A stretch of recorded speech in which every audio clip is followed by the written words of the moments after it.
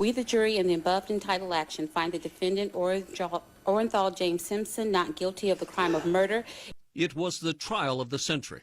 O.J. Simpson, the star football player and Hollywood actor, accused of savagely murdering his ex-wife Nicole Brown and her friend Ron Goldman. An estimated 150 million people watched the verdict come in live.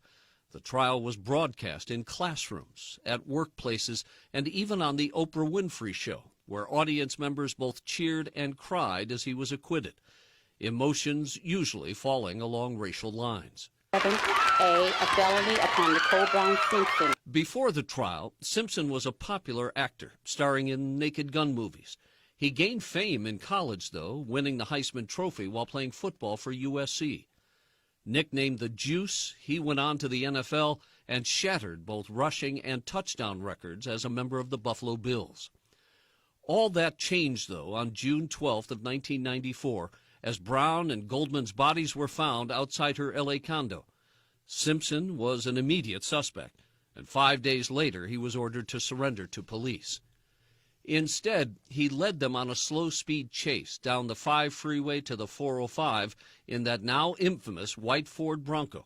The southbound 405, as you know, is a parking lot with everybody stopped and out of the cars looking, waiting for this chase to come. That evening, he surrendered at his Brentwood mansion. The trial began in 1995 with an all-star lineup of lawyers, nicknamed the Dream Team. One by one, they dismantled the state's evidence, claiming systematic racism and sloppy police work. The defining moment came when Simpson tried on gloves that were left at the murder scene. He struggled to put them on, and his lawyers used that in closing arguments to show it couldn't possibly be him. Remember these words: if it doesn't fit, you must acquit. Shortly after Simpson was found not guilty, he went to trial again for the murders, but this time in civil court. He was found liable for Brown and Goldman's deaths there and ordered to pay more than $30 million in damages. Almost a decade later, Simpson wrote a book called If I Did It and hypothesized how he would have committed the murders. The book and subsequent interview on Fox went into great detail, and many considered it to be Simpson's confession. I don't think any two people could be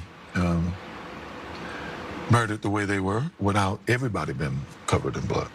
While Simpson never served time for murder, he did go to prison in 2008 for armed robbery and kidnapping in Las Vegas.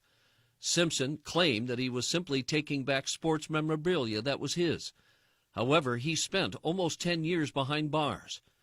14 million people tuned in as he was granted parole in 2017 at the age of 70. To grant parole when eligible, and that will be this hearing. Thank you. O.J. Simpson, a larger-than-life figure whose life and alleged crimes captivated an entire nation.